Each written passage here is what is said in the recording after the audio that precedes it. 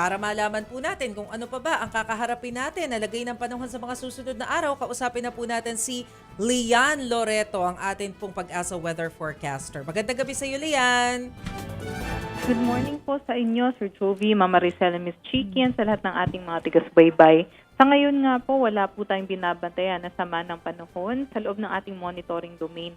Dahil nga po nakalabas na ng ating monitoring domain itong typhoon Sodelo, yung dating bagyong Obet. Ngunit hinihila pa rin po nito yung habagat, yung southwest monsoon, patungo sa Luzon at sa may kandurang bahagi ng Visayas. So ina-expect pa rin po natin, meron po tayong mga pag-ulan at maulap na panahon sa Metro Manila, Ilocos Region, Cordilleras, Central Luzon, maging dito rin po sa Batanes, ilang bahagi ng Calabarzon, Mimaropa, and some parts din ng Western Visayas.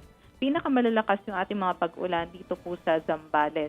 At for the rest of the country, inaasahan naman po natin yung generally maaliwalas na panahon, although may chance ng mga thunderstorms sa hapon hanggang sa gabi.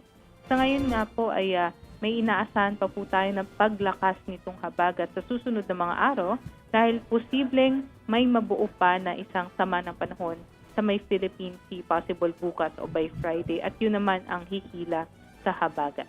Yan naman po latest mula dito sa Pag-asa. Lian Loreto, magandang gabi. Lian, yung sinasabi Yes, mo po. na pwedeng mabuo na sama ng panahon, Yes. bukas or Friday, ano to? Anong kasalukuyang estado nito? Pwede siyang mag-turn into bagyo?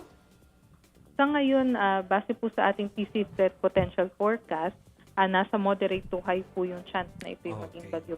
Although sa ngayon, cloud cluster pa lang po yung nakikita natin dito sa Philippines. Uy, pero moderate to high yung chance. Oo nga eh. Yes. Yung development po nito. Oo. Lian, pwede bang pakibigyan din kami ng detalye tungkol doon sa nakunan kanina ng Philippine Star na meron daw sandstorm doon sa may tapat ng Senado? Well, yung sandstorm nga po natin na nakita kanina, actually ito po yung gust front.